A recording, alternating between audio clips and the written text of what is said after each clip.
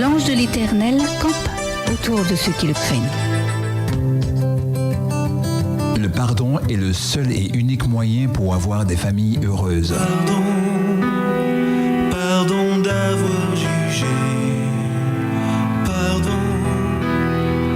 Pardon d'avoir condamné. Le département des ministères de la famille vous propose une série d'émissions sur le pardon afin de parvenir au week-end de la famille du 26, 27 et 28 mai 2017. Afin de vivre le grand pardon et le renouveau dans toutes les familles, restez à l'écoute de Espérance FM. Nul n'est trop grand pour demander pardon.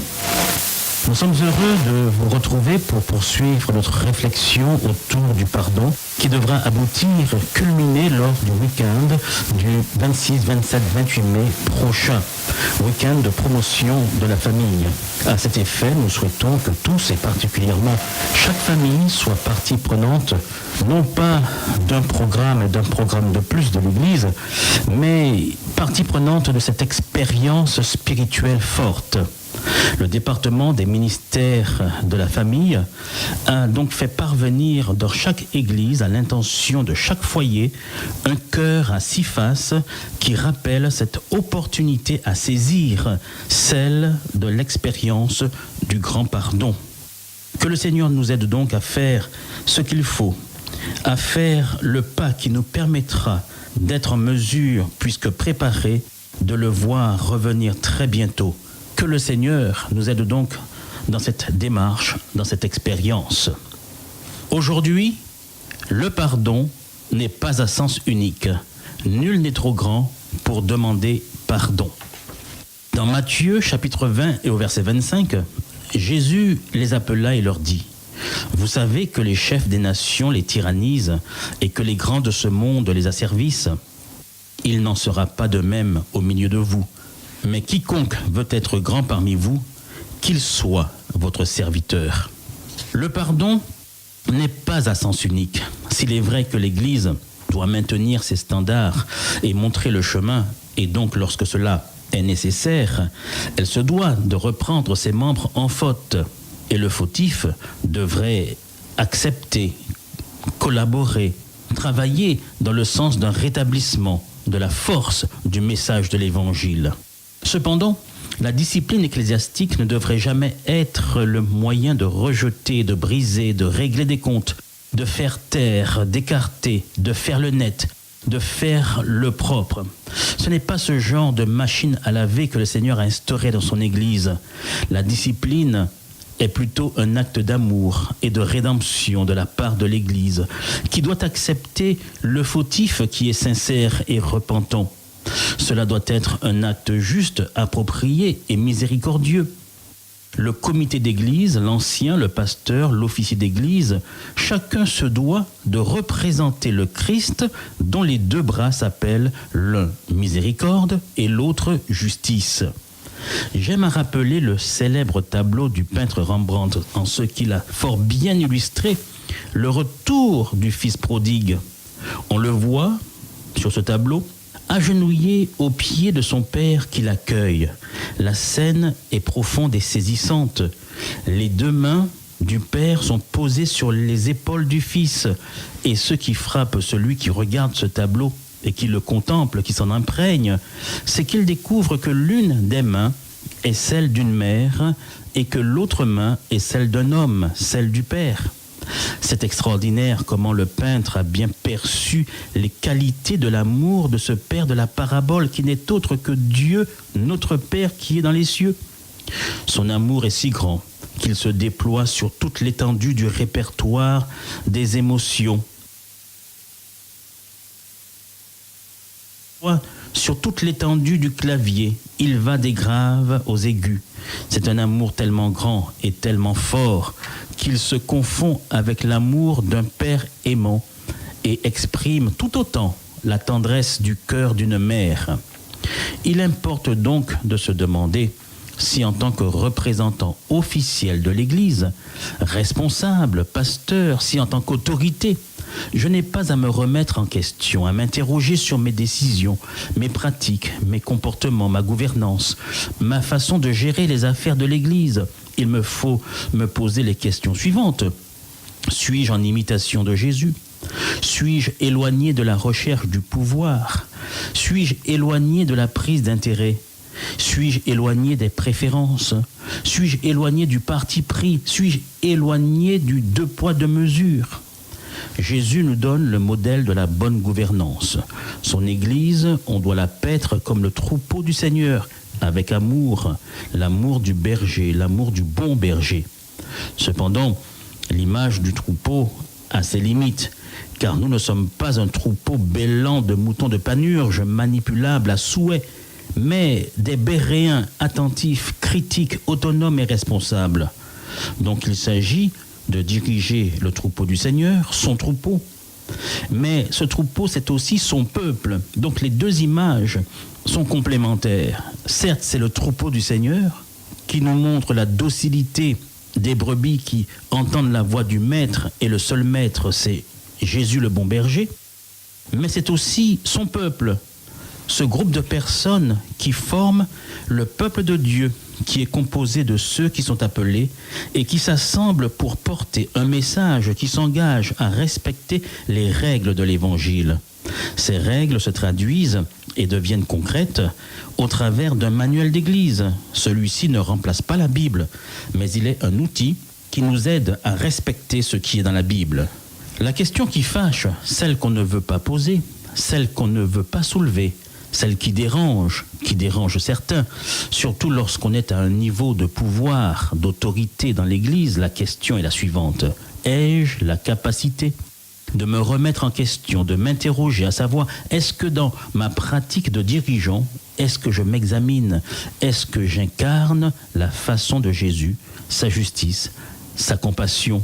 Peut-on voir à travers ma direction le visage de Jésus, ou est-ce que j'use de ce pouvoir pour abuser, contrairement à Jésus qui utilisait son grand pouvoir pour secourir, sauver?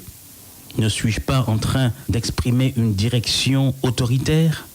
Suis-je en train de servir ou de me servir et d'assujettir, de dominer? Suis-je en train d'imposer ma norme, ma vision des choses, intimidant, manipulant, menaçant? Il arrive que des personnes n'ayant aucune influence, aucun relief, aucune autorité, aucun caractère à la maison profitent de l'occasion que leur donne leur position, leur fonction à l'Église pour s'imposer, pour faire la loi, pour se faire mousser, pour jouir et se repaître du pouvoir, pour jouer au petit chef ou à la cheftaine. Le rôle du dirigeant chrétien n'est pas de surveiller pour punir, mais sa mission est d'aider, d'exhorter, d'encourager, de conduire. Son rôle est d'unifier, de redresser, de consolider, dans le sens de ce qui est dit en Matthieu 12, verset 20. Tu ne briseras pas le roseau cassé, tu n'éteindras pas le lumignon qui fume encore. Le dirigeant, celui qui a l'autorité dans l'Église, ne peut être clivant et alimenter la partisanerie.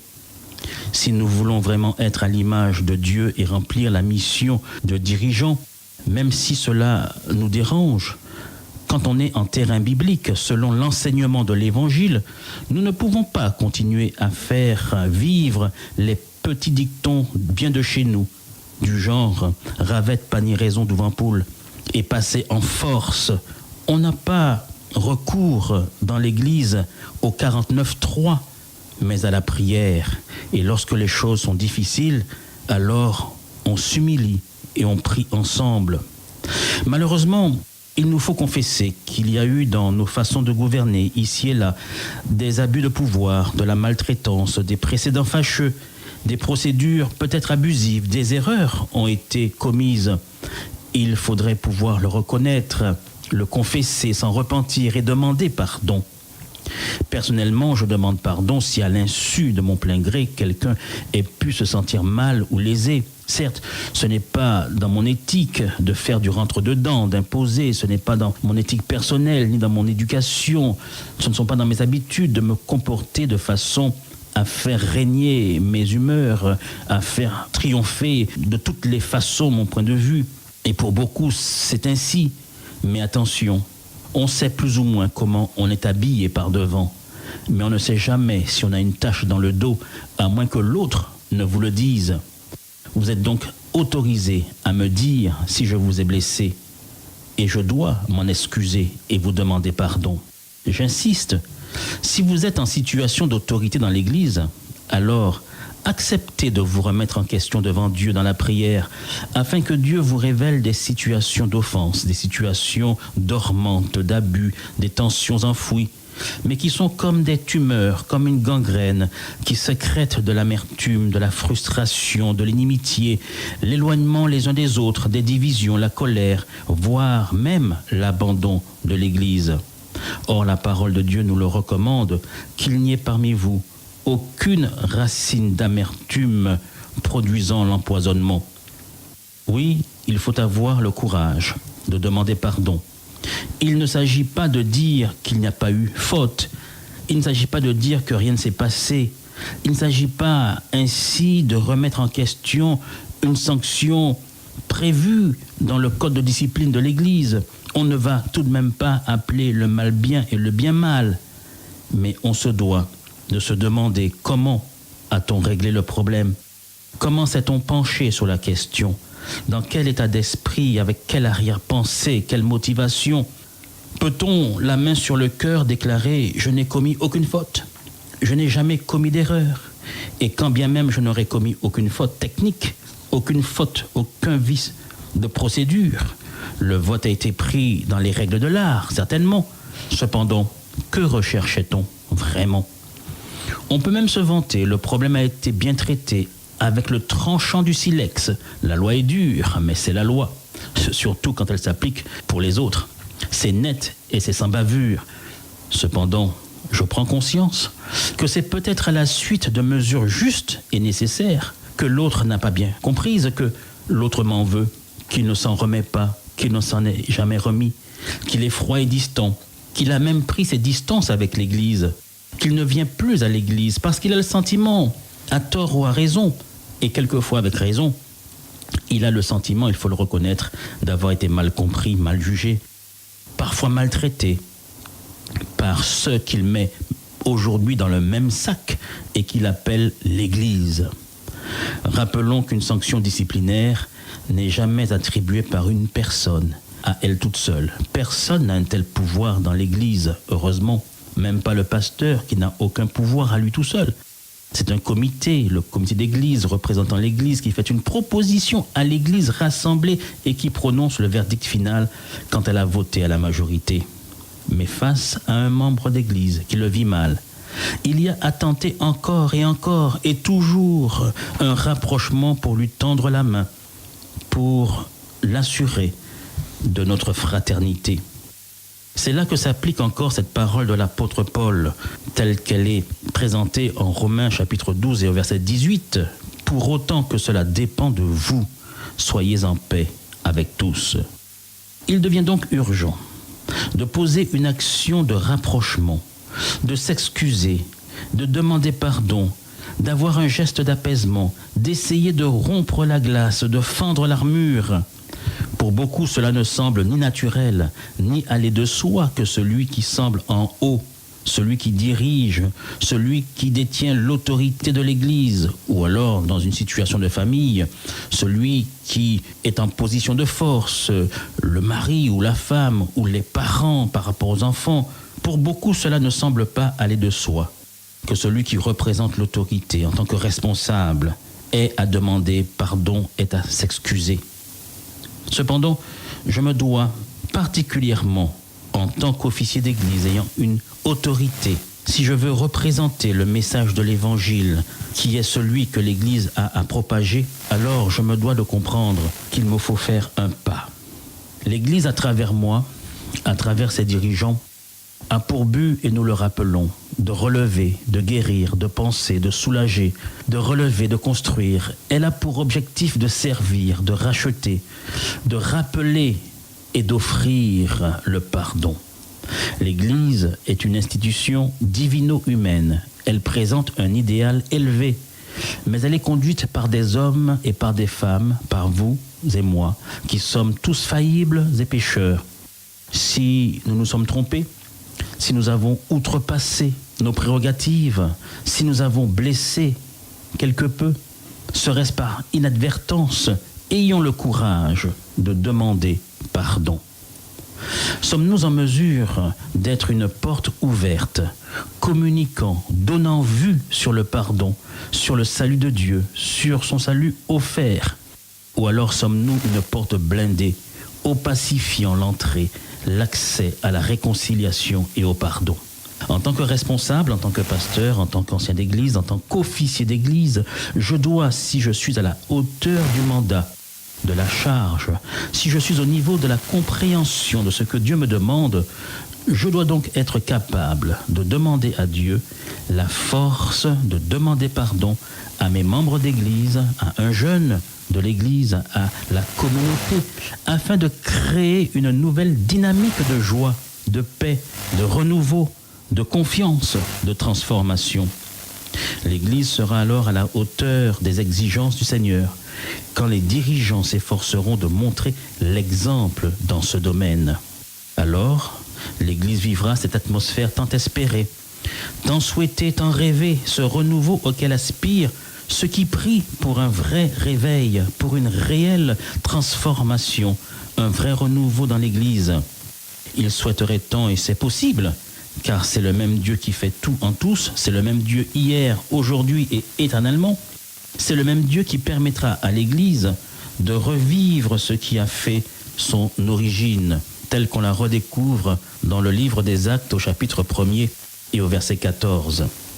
Tous, d'un commun accord, persévéraient dans la prière. Voici quel était le rêve de l'apôtre Paul. En Philippiens chapitre 2, nous lisons ceci.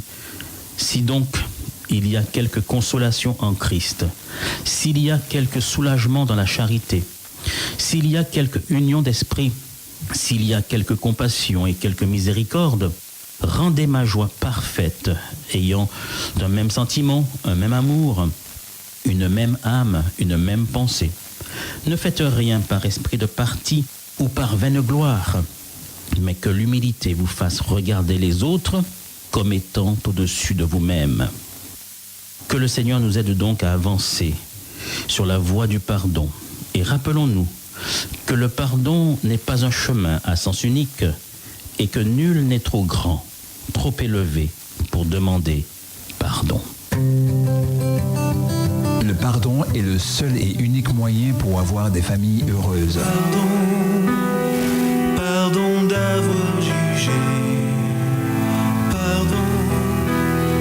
Pardon d'avoir condamné. Le département des ministères de la famille vous propose une série d'émissions sur le pardon afin de parvenir au week-end de la famille du 26, 27 et 28 mai 2017. Afin de vivre le grand pardon et le renouveau dans toutes les familles, restez à l'écoute de Espérance FM.